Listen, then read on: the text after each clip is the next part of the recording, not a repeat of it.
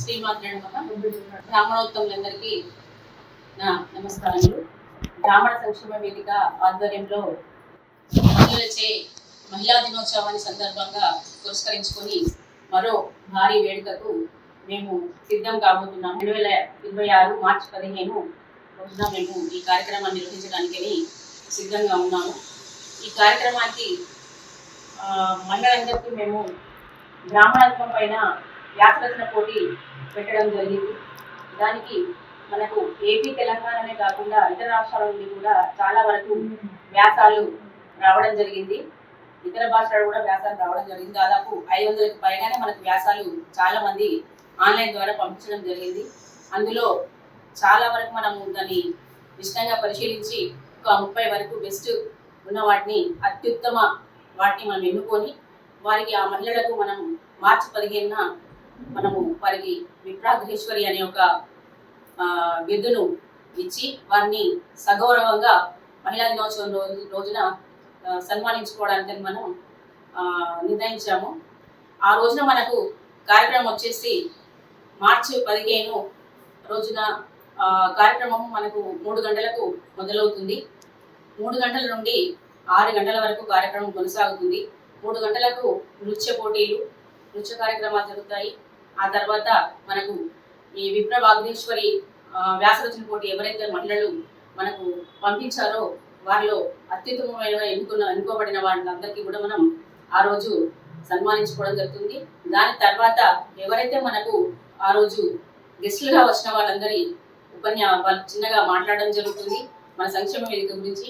బ్రాహ్మణ సంక్షేమ వేదిక ఆధ్వర్యంలో ఇదివరకు 2025న జరిగిన మహిళా దినోత్సవం రోజు మనకు దాదాపు 1000 మందికి పైగా మహిళలు రావడం జరిగింది. ఆ రోజున కూడా మనము వారికి చిన్నగా వీడియోల ద్వారా మన బ్రాహ్మణ వివాహ వ్యవస్థ గురించి వారికి ఒక చిన్న పోటీ పెట్టడం జరిగింది. అందులో కూడా మనకు చాలా వీడియోస్ రావడం జరిగింది. ఆ తర్వాత ఇప్పుడు 2026న మనం బ్రాహ్మణత్వం అనంటే చాలా మందికి ఏంటి అంటే మన బ్రాహ్మణులోనే పెద్దవారికి తప్ప మిగతా ఇప్పుడున్న జనరేషన్ బ్రాహ్మణత్వం ఏమిటి, మడి ఏమిటి అని చెప్పేసి కొన్ని క్వశ్చన్స్ రావడం జరుగుతుంది. సో కనీసం దాన్ని గూగుల్లో చూసి అయినా సరే వారు చదువుకొని చూసి రాసి పంపించినా కూడా కొంతవరకు మనకు మేలే జరిగినట్టుగా చాలా మంది పెద్దలు మాకు ఫోన్ చేసి తెలియజేయడం జరిగింది. చాలా మంచి కార్యక్రమాలు నిర్వహిస్తున్నారు.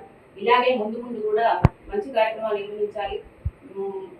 ఈ మహిళల యొక్క కార్యక్రమాలే కాకుండా ముందు ఇంకా యువతకు కూడా మేము అమ్మాయిలకు కానీ అబ్బాయిలకు కానీ కొన్ని వ్యాసరచన పోటీలు కానీ మిగతా కార్యక్రమాలు కానీ చేపట్టాలని చెప్పేసి శ్రీ బాలశ్రీనివాసరావు సార్ గారు ఈ మీటింగ్ లో మేము అనుకోవడం జరిగింది.